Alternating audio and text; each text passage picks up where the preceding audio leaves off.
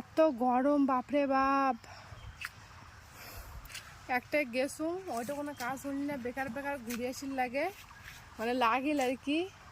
কপালটাই খারাপ, এত গরম হয়, এত রোদে থেকে গেল হাসপাসে কিছুই হল না।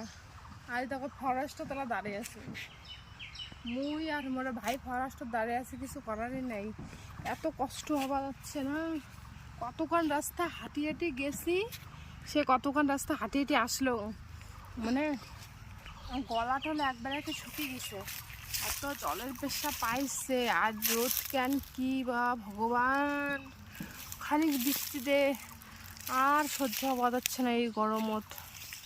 ইস, খানিক আর কি দয়া কর ভগবান, আর সহ্য হওয়াই লাগছে না, এত গরম।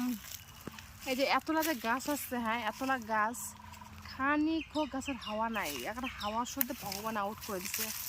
জানি না কি মানে আমরা মানে পাপ করছি, ওর জন্য এই অবস্থা করে যাচ্ছে মানুষগুলোর সাথে। এতগুলা গাছ এখানে বসিলুম, খানিকও হাওয়া লেগে যাচ্ছে না। দেখছেন কতটা গাছ, চারিদিকে কিন্তু গাছের বাগান, এইখানে এখানে কিন্তু গাছের বাগান, তাও কোনো কিছু করার নাই।